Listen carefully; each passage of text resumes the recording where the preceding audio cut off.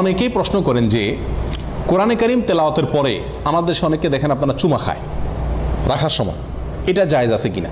অর্থাৎ কোরআন তেলাওয়াত শেষে আমি রাখার সময় বন্ধ করে এরপর চুমা খেয়ে তারপরে রাখলাম। অনেকে চুমা খায় তারপর বুকের সাথে লাগায় তারপরে রাখে, এই কাজটা শরীয়তে ঠিক আছে কি না, এই একটা প্রশ্ন অনেকেই আমাদের কাছে করে থাকেন।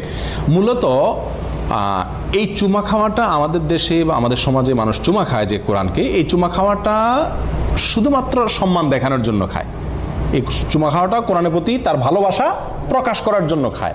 অতএব কোনো সমাজ যদি কোনো কাজ সম্মান প্রদর্শনের অংশ হিসাবে করার প্রচলন থাকে, তাহলে সেই কাজ করাতে কোনো অসুবিধা, শরীয়তে যদি কোনো নিষেধাজ্ঞা না থাকে আলাদা, তাহলে সেই কাজ করাতে কোনো অসুবিধা নাই।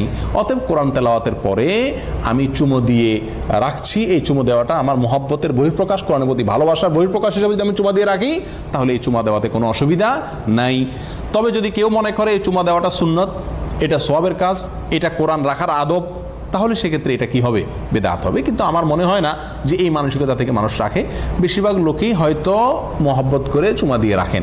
কিন্তু যদি কেউ মনে করেন যে এই চুমা দিয়ে রাখাটা কোরআনের সম্মান এবং এটা কোরআনের প্রতি আমার কর্তব্য, এটা সুন্নত, এটা সওয়াবের কাজ, তাহলে সেক্ষেত্রে আলাদা এটাকে ইবাদত মনে করলে বা এটা কোরআন রাখার পদ্ধতি মনে করলে সেক্ষেত্রে এটা কি হবে?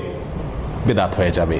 তবে মনে রাখা উচিত, কোরআন চুমা দেওয়ার ভেতরে কোরআনের মূল সম্মান করা হয় না। কোরআনের প্রতি সম্মান দেখানোর পদ্ধতি কেবল চুমা দেওয়া নয়, এটা মনে রাখা উচিত। কারণ নিজে যদি কোরআন মতো চলার চেষ্টা করি, আমার জীবনকে গঠন করি, সেটাই হবে কোরআনের প্রতি আসল সম্মান দেখানো। এই চুমা খাওয়াটা কি না আসল সম্মান দেখানো না, কিন্তু এটা খাওয়াতে কোনো অসুবিধা বাহ্যিকভাবে নাই, যদি এটাকে ইবাদত মনে না করে, বিশেষ সওয়াবের কোনো কারণ মনে না করে।